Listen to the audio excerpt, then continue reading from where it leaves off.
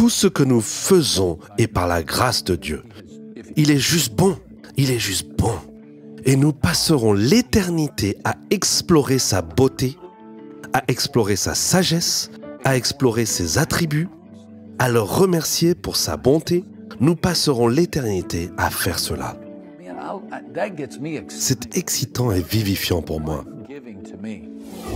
J'ai l'impression que cela fait trop longtemps que quelqu'un n'a pas simplement pris les versets 3 à 16, Jean 3,16, et les a décomposés comme ça. C'est triste pour moi de dire que ça fait un moment. Je veux dire, il y a eu de belles présentations de l'Évangile, mais celle-ci est vraiment le centre de la cible de ce que nous essayons de déclarer 24 heures sur 24 ici à TBN. Et bon sang, il nous arrive de nous tromper de cible et nous nous inquiétons de ce problème ici. Ou si quelqu'un fait quelque chose ici, nous courons souvent dans tous les sens pour traiter les symptômes. Nous parlons vraiment du centre de la cible, n'est-ce pas? Oui, nous le faisons. Selon la Bible, le cœur du problème, le problème humain est le problème du cœur humain. Et c'est que nous sommes égocentriques, pas centrés sur Dieu. C'est pourquoi Jean 3,16 commence par Dieu. Toutes nos solutions commencent par le soi. Nous faisons tout un plat de l'autosuffisance, de la découverte de soi ou de l'autodépendance. Nous nous vantons même du fait que je l'ai fait à ma façon. La Bible nous enseigne à commencer par Dieu, à commencer par notre commencement. Et c'est vraiment comme ça que nous trouvons l'espoir, que nous trouvons la vie. Quand nous arrivons au bout de nous-mêmes, c'est vraiment là que nous commençons à trouver une relation avec Dieu qui peut nous changer. Et tu as raison, mais je suis coupable de la même chose. Nous nous concentrons peut-être sur une controverse, nous nous concentrons sur notre propre problème, et nous en faisons toute une histoire. Mais en réalité, seul Dieu mérite qu'on en fasse toute une histoire. Seul Dieu. Et son amour pour nous, sa bonté envers nous, et ses efforts pour nous atteindre à travers son Fils Jésus-Christ.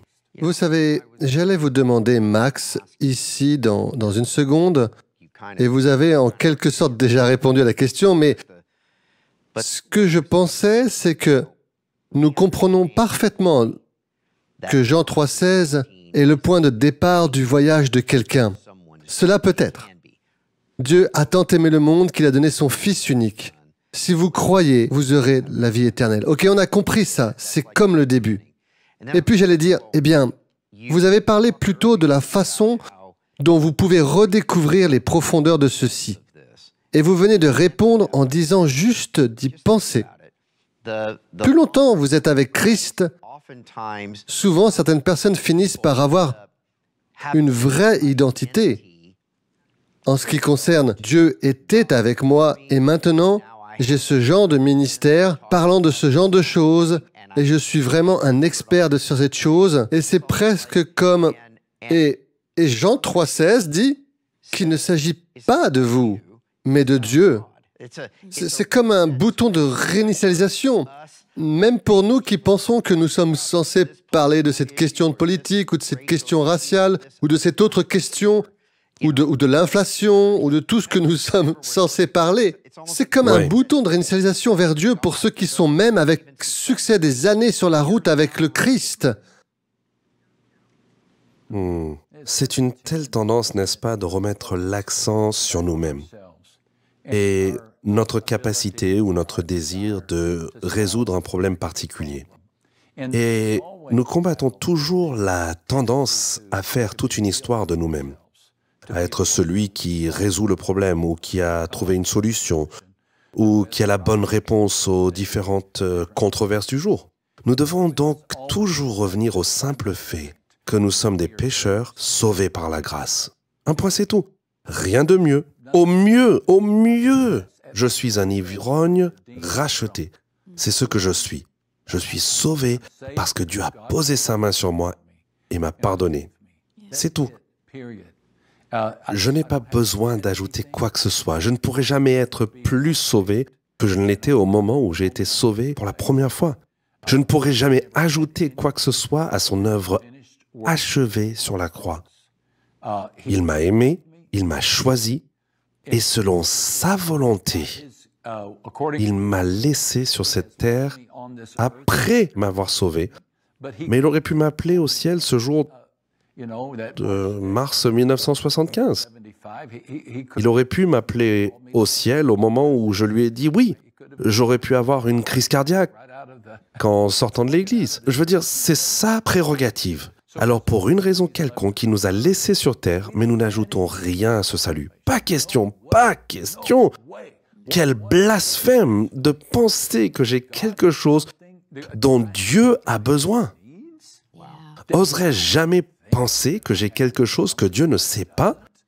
Ou que je peux exprimer quelque chose que Dieu ne pourrait pas? C'est un blasphème, c'est un blasphème. Tout ce que nous faisons est par la grâce de Dieu. Il est juste bon. Il est juste bon. Et nous passerons l'éternité à explorer sa beauté, à explorer sa sagesse, à explorer ses attributs, à le remercier pour sa bonté. Nous passerons l'éternité à faire cela. C'est excitant et vivifiant pour moi. Mais rappelons-nous que lorsque nous disons oui à Jésus, il nous dit oui aussi. Il se pose dans notre cœur sous la forme du Saint-Esprit. Et il vient avec certains dons spirituels et certaines capacités parce qu'il veut parler au monde au travers de TBN ou au monde au travers de la gentillesse d'un médecin ou au travers de la compétence d'un professeur ou au travers de l'amour d'une mère. Il vient, il nous donne ces capacités. Et encore une fois, nous n'ajoutons rien à ces capacités, nous les utilisons. Et nous utilisons pour la gloire de Dieu. Et donc, faisons en sorte de revenir à l'Évangile régulièrement, personnellement et au niveau de la congrégation et au niveau ecclésial dans le monde entier en tant qu'Église. Et Jean 3,16 est un endroit parfait pour faire cela. Comment les gens disent-ils oui au Christ, Max? Ils croient. Ils croient tout simplement. Il s'agit simplement de mettre son cœur dans les mains de Christ. Ne le compliquez pas trop, s'il vous plaît, ne le compliquez pas trop.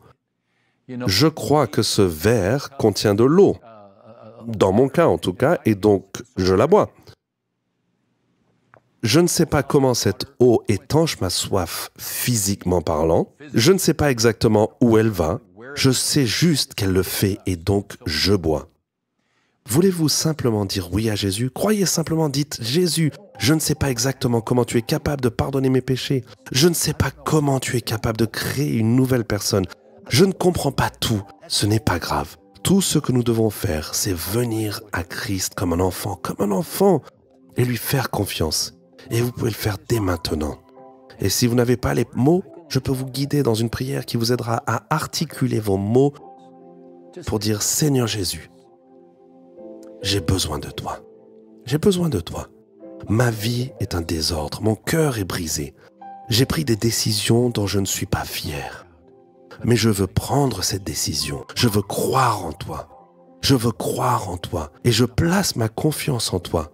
Je crois que tu es le Fils unique de Dieu et que tu es venu sur cette terre et que tu as vécu sur cette terre et que tu n'as jamais péché, mais que tu es mort de la mort d'un pécheur pour que moi, un pécheur, je puisse jouir d'une éternité sans péché. Et je te dis oui, je te dis oui. Reçois, s'il te plaît, ma confession. Et je place ma foi en toi, Jésus-Christ, le Fils de Dieu. Shalom, j'espère que vous avez aimé cette vidéo. Abonnez-vous pour ne pas rater nos programmes. Merci de faire partie de notre famille TBN. Que Dieu vous bénisse. Shalom de Jérusalem.